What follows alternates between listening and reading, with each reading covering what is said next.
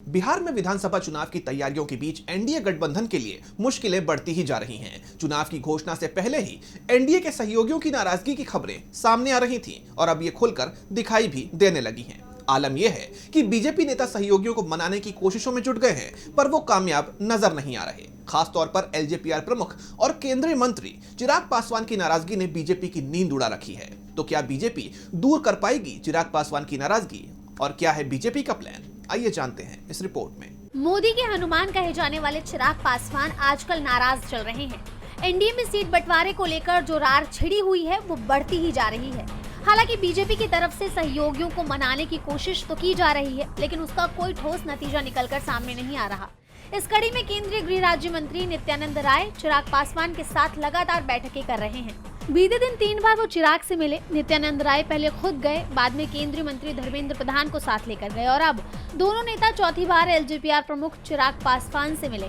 नित्यानंद राय की तरफ से इस अंदरूनी टकराव को खत्म करने की पूरी कोशिश की जा रही है। हालांकि मीडिया के सामने तो उनका कहना है कि कोई खींचतान नहीं मची, लेकिन जिस तरह वो बार बार चिराग से मिलने जा रहे हैं उससे साफ है कि बीजेपी की तरफ से चिराग को मनाने की पूरी कोशिश की जा रही है।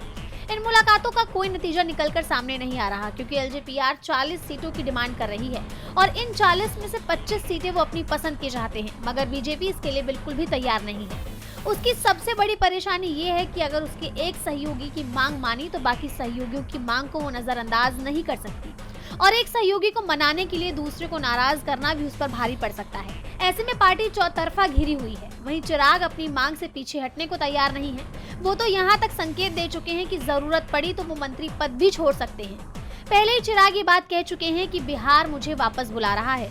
उनकी पार्टी ने ही बिहार फर्स्ट, बिहारी फर्स्ट का नारा दिया है। ऐसे में बीजेपी के लिए चिराग को मनाना मुश्किल नजर आ रहा है। अब देखना ये होगा कि क्या बीजेपी चिराग की मांगों के आगे घुटने टेकेगी या चिराग सरेंडर करेंगे। डीबी लाइव की रिपोर्ट।